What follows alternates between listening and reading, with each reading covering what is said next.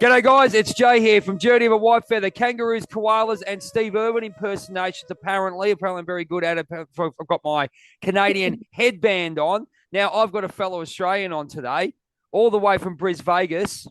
If people from overseas, we have names for places down here. So it's Brisbane, Australia, which is up north in Queensland. And we have Berenice. Now, she's a breathwork consultant and teacher and expert in my book. I've just had a bit of a read about what she's doing. She's this wonderful lady that does so much great work to help people with breath work. Now, just to quickly go on, this is my opinion of breath work. If you don't breathe, what's going to happen? You can show how to control yourself by your breath. You've got your thoughts, of course, but if you can actually control your breathing, just like you do weights and all those kind of things, control your breath and the power of it. This is why I got this lady on, because everyone has a skill, everyone has a story, and everyone has something to tell that people will resonate with. So, Berenice, thank you so much for coming on board. I'm very honored to have you on. How are you? Oh, amazing, amazing. Thank you, Jay.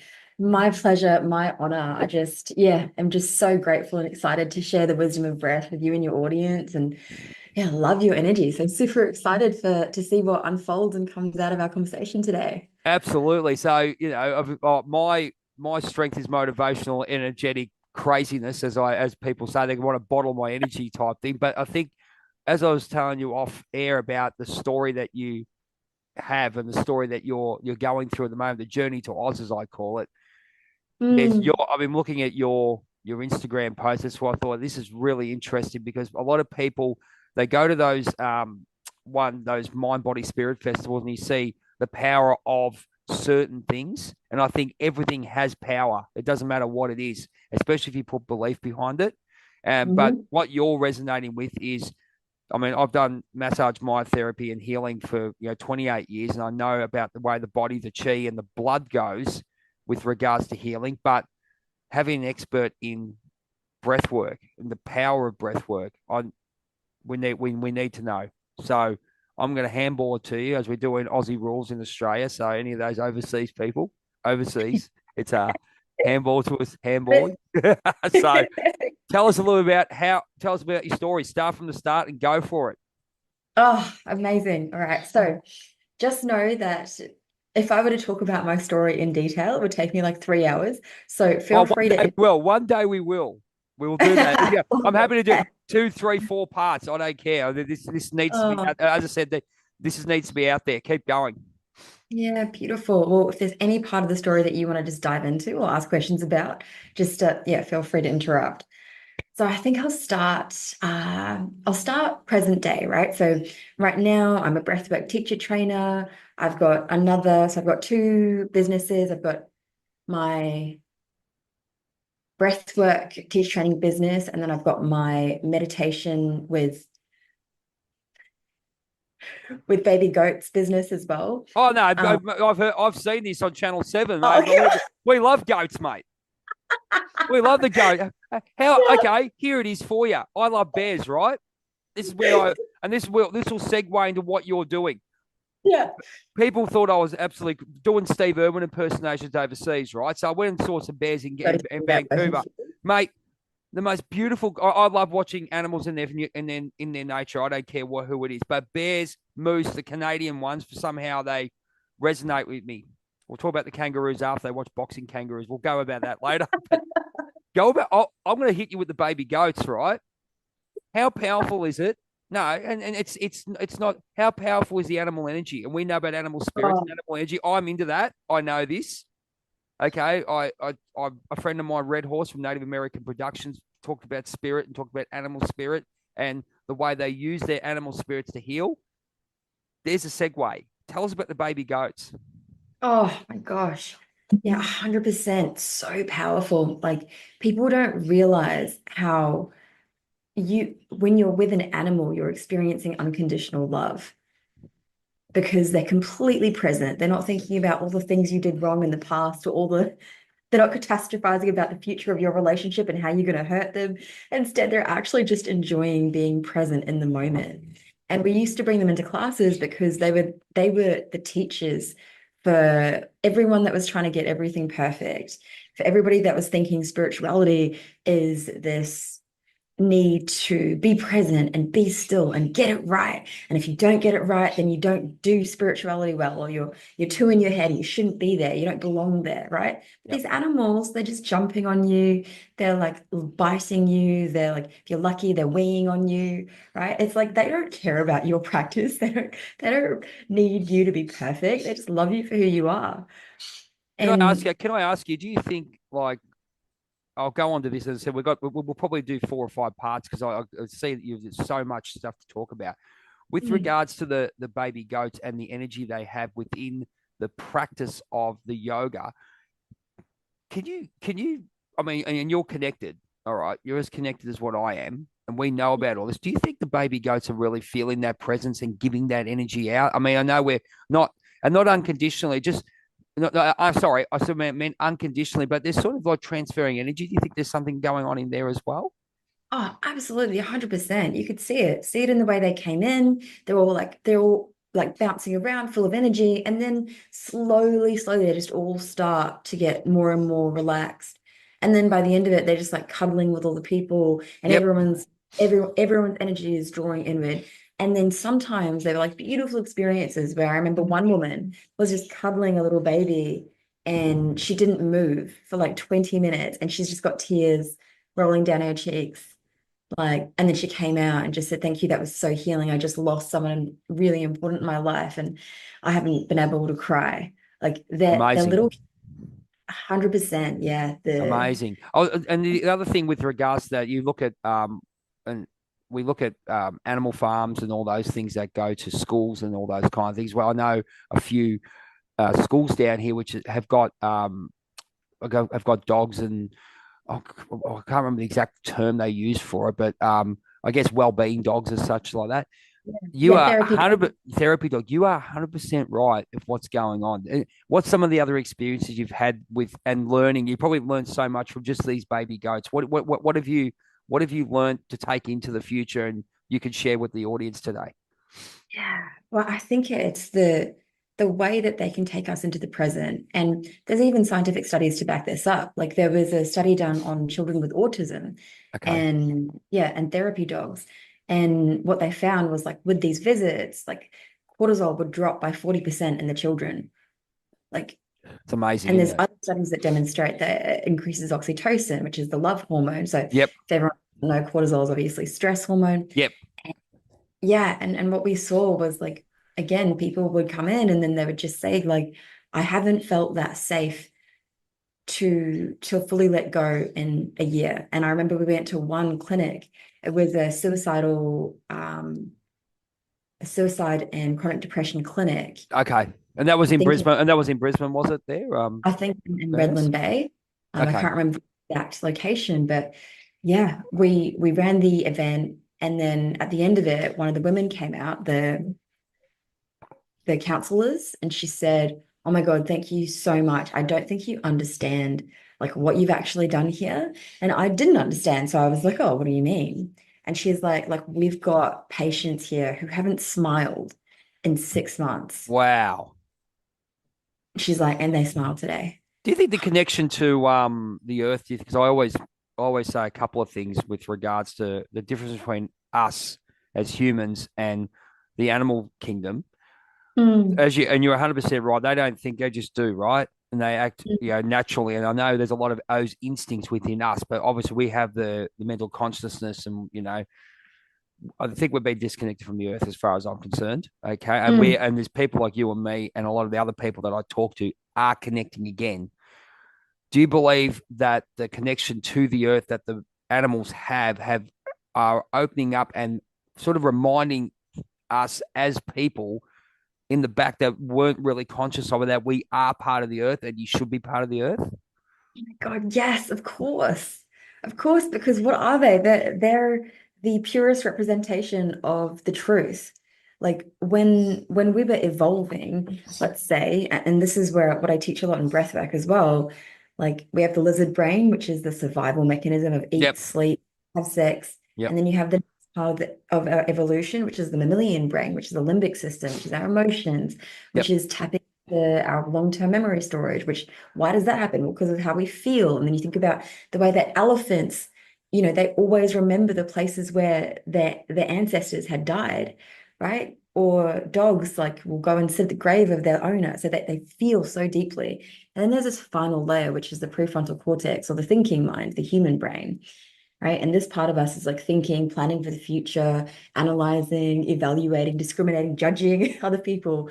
And when you do breath work, that part of that outer layer begins to switch off and get inhibited. And then you get restored to the truth of who you actually are, which is a deeply feeling creature, which is this capacity to actually just feel the substrate of the universe and to connect with other life forms.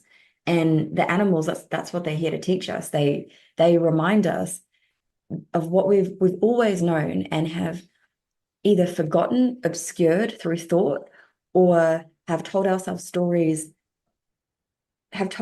and then locked ourselves in illusions that we're actually not always in tune.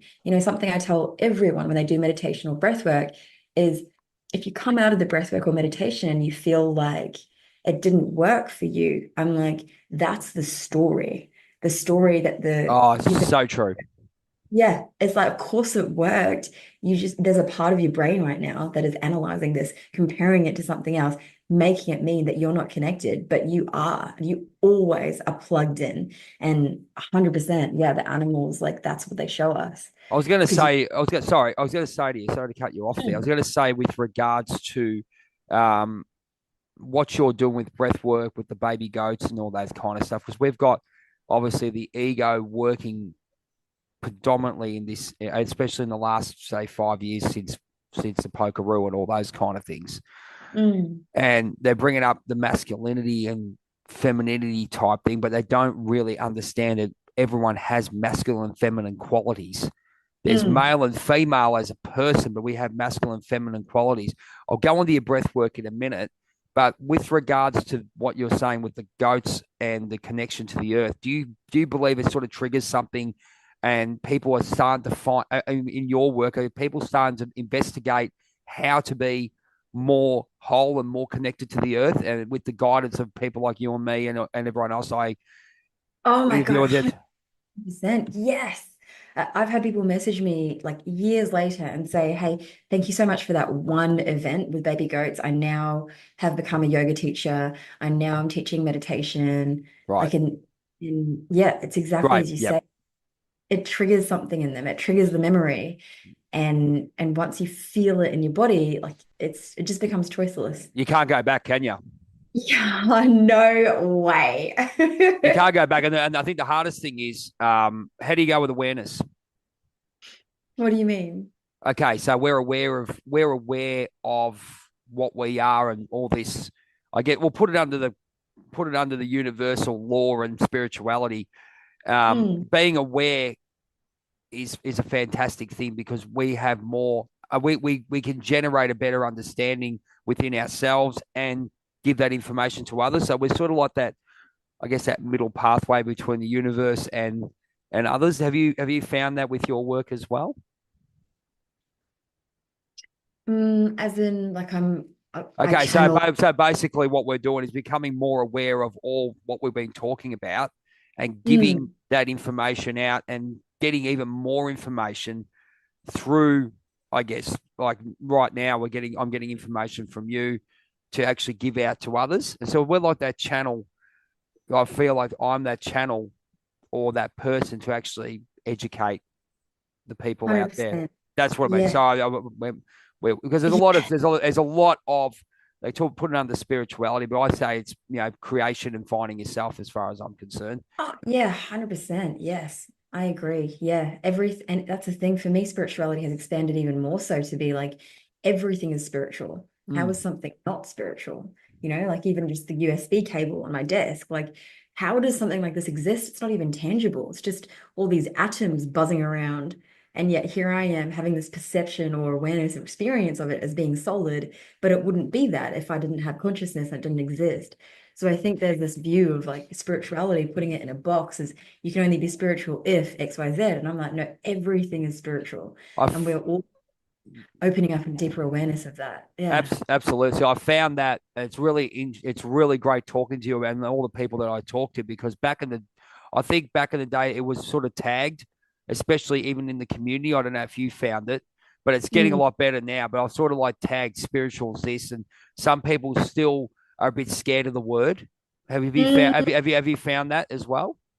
In my clients, definitely. Not so much myself, No, obviously. no, not us. So we're okay with it because Mm. we're trying to preach the great word. But Mm. have you found resistance? And I'll go into your breath work in 1 minute because that's really interesting. The goat thing was amazing. Have you found resistance in some ways with people going, "Oh, this is all heebie-jeebie, witchy poo stuff." Um, talking about witchy poo stuff like thinks you're on an episode of Charmed or something like that, but they don't understand the deep connection we do have and the understanding we do have. We can see messages within it. Have you found resistance Of in your course, work? of course. But my life is that. My life is an episode of Charmed. Like, So's mine. and yeah, and the words that they often use are woo-woo, right? It's like, oh, it's too woo-woo. I Um, get witchy poo all the time. Yeah, oh, but she, witchy poo yeah, stuff. yeah, I'm like, yeah, well, that's exactly it. I'm like, you can come and join. Why not? It's fun. So so the question was basically, do you still reckon there's a fair bit of resistance out there at the moment? I mean, I feel like you know this, like what you look for, you will find, right? Yeah, You attract. yeah. Yeah. So for me, it's like not really, only because I make this presumption and I also believe that it's true. It's like breathwork is the new yoga. In 10 years, breathwork is going to be so popular that it's just going to be socially normal.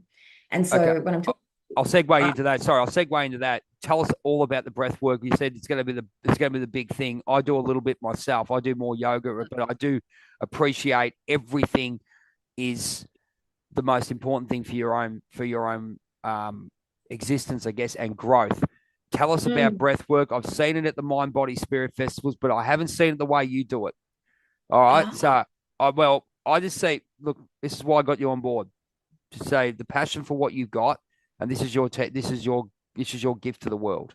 Okay, so watching the videos, I have to have this later because I want to know more about it because doing these videos, as I said, I learn a lot about different modalities and different aspects because you live and breathe it. There we go, segue. Uh, but I'm going to leave you to go off and tell us about breath work. Tell us all about it, oh my gosh. Okay. and off you go. Yeah, cool. So there's currently a really popular model of breathwork right now, which a lot of people are calling holotropic or Wim Okay. Hof. Okay. And the truth is, within breathwork, there's actually three different modes, and these are all I've kind of bundled them in my training so that they're all classified into different sections. But you've got functional breathing, which is like the least known, I would say, and then you've got yogic breathing, which is like pranayama breathing, and then you've got the really popular stuff, which is holotropic and Wim Hof. Because this Could you explain the breathing for us? How those three work for the people? Some people don't, obviously. Oh, awesome. Yeah. So for like complete newbies, breath work is literally just shifting the pattern of your breath or the rate that you breathe to create an altered state of consciousness or a physiological change in your body.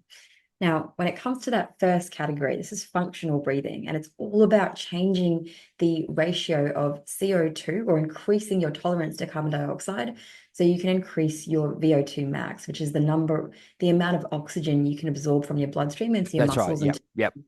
per minute. And this is where a lot of the athletes start. And this is where like people in the UFC are working with this technique as well. It's hypoxic training, breath holding, and that sort of thing. The second Can category, I ask you really quickly? One thing came up back in the day. They used to go to places. They used to go to elevated mount. Yep, elevated mounds with lower levels of oxygen within the atmosphere or within the area.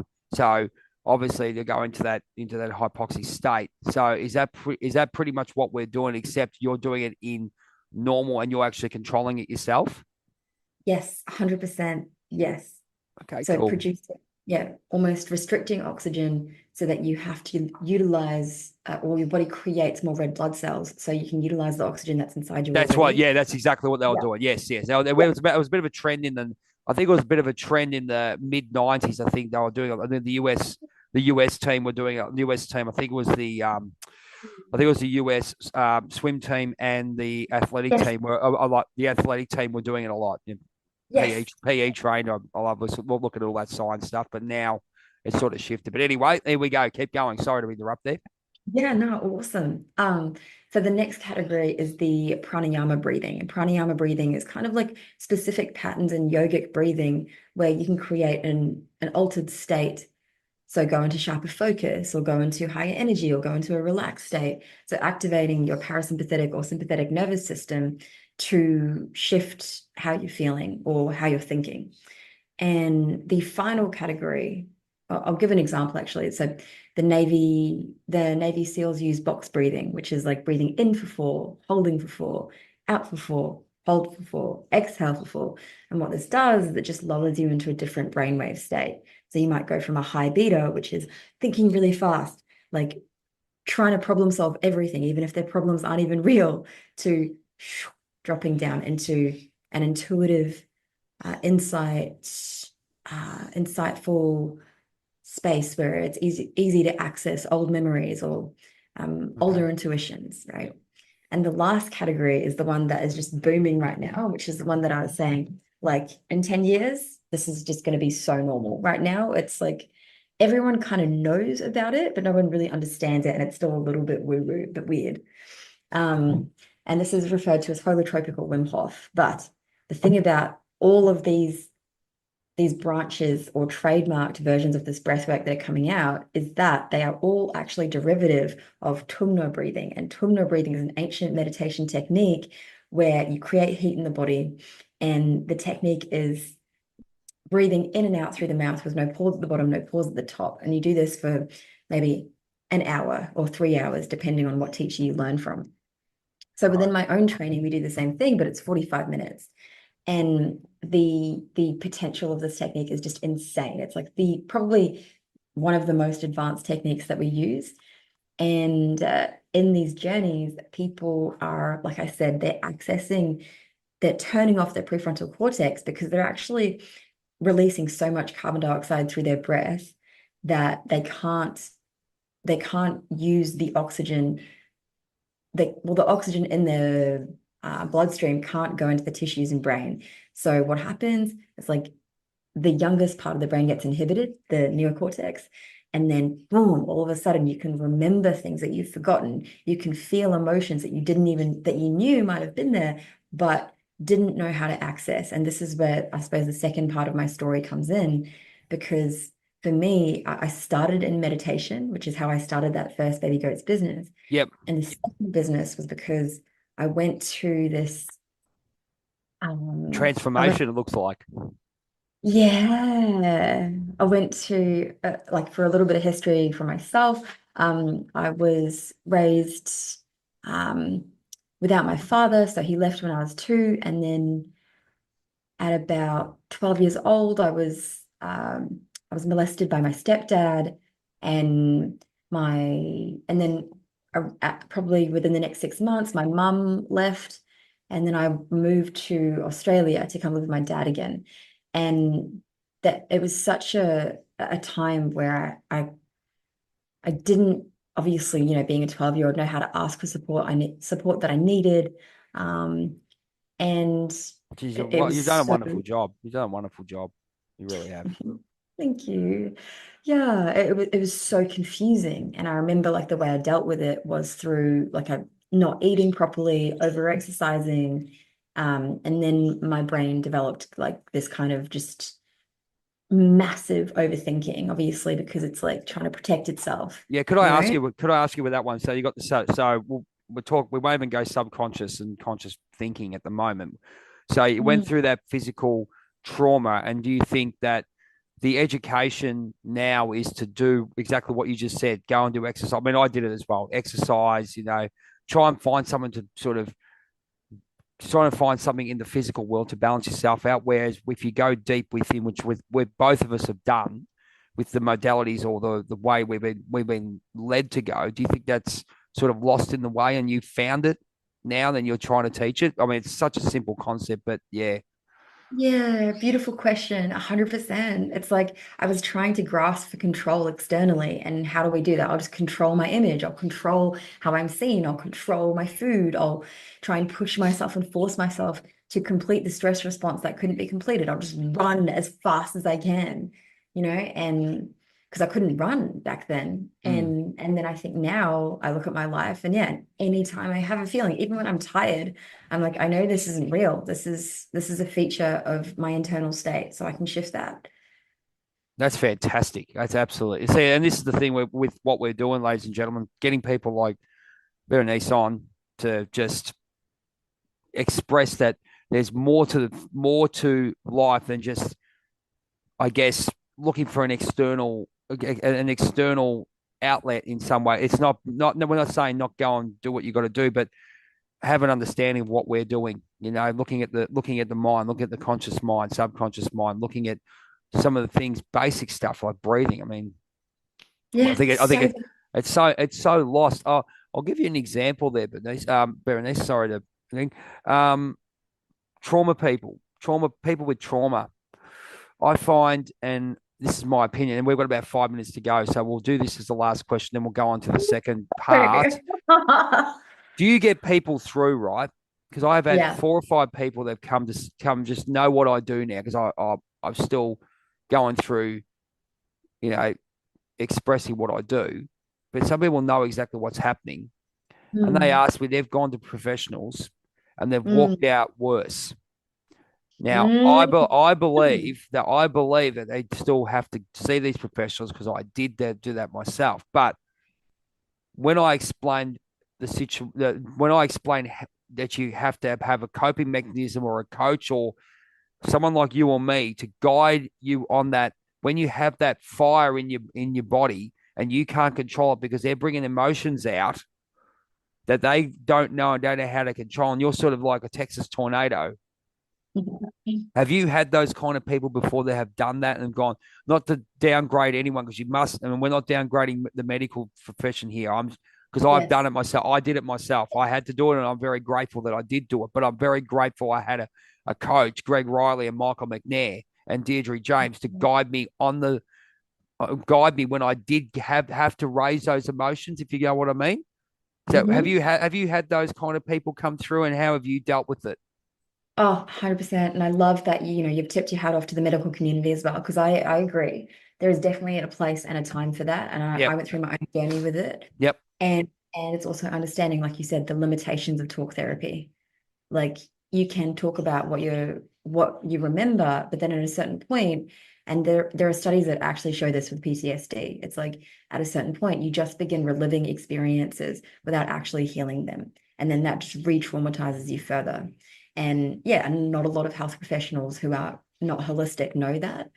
And I definitely have had that, like people coming to me, and it's like they've been working with the same professional for maybe like years. And in my head, I'm like, well, no, when you work with me, like you don't work with me for years because you don't need to. Like No, no, you're that's gonna right. That's exactly what. right Yes. give you the Yeah, tools, great. and then you'll leave, and you'll be able to help yourself, and you'll continuously get better and better. And so What the would way you do? I And what would you do? Sorry, but yeah, and what would you do? Because I think with what you've got and the understanding you have, and we've all got our different, like we're the super friends, right? Superman, Batman have all got their powers, right? But come to, X-Men. but come together. We can help people, and the people who need to be helped by you or me will come, and then we've got an access to others. If you get where I'm going, like you might say, you might need to see Jay because he's a motivational nut and he can get you going. I'd say, right, you need a breath work. I got a friend of mine in Brisbane. You need to go there. Have you found that happening in the last few years? And how do you help people with that crazy trauma on their body? Oh my God. Okay. So yes, like ever since I started, it's been like that. Right. And I'll talk about my own journey a little bit as well, Yeah, because go for it. Yeah, yeah, I did see psychologists, and it helped because I was able to remember more of like my own trauma, but it didn't shift my behavior or how I was acting in the world. And that's why we clip get that. it. Clip it. Credit. Clip that. Yeah, and Absolutely clip it.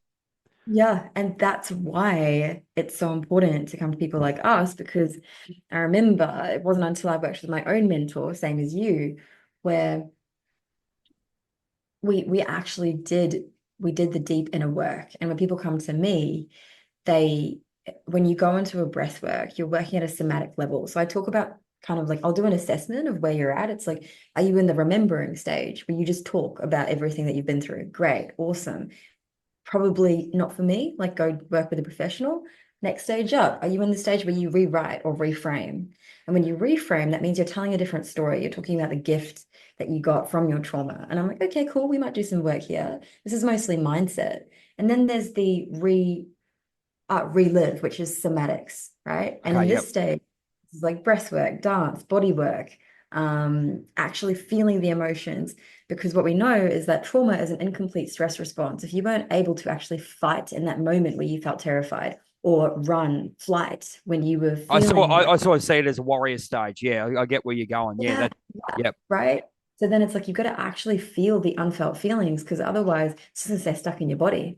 And then after that, it's the rebirth stage. How can we transmute this to joy, right? And people come to me and they have these experiences where it's like your body, your unconscious mind is already knows how to do the work. It's already healing itself. But you've just got a story in your narrative that you can't feel it, or you're too in your head, or you can't remember, or someone told you it was wrong to experience that, so you're not allowed to experience it. And then we shut that part of your brain off, and then boom, what happens? The body actually can express itself and what it felt back then, and it's safe to do so now, and the breath can complete itself. You stop holding all your trauma in your lungs, and you It, can actually be free. it is an amazing feeling. Now we're going to go on to part two, ladies and gentlemen. This has been great. This is why we get people who have absolute skill and love for what they do, and we know we're next level in some ways, where we're actually trying to get people to really feel themselves as human beings. Part two coming up. We'll talk about the more about the breath work with Berenice. And if you have any questions, of course, DM us and we can pass information on. It's been great. Part two coming up very, very soon. Take care, ladies Oh, and gentlemen. thank you.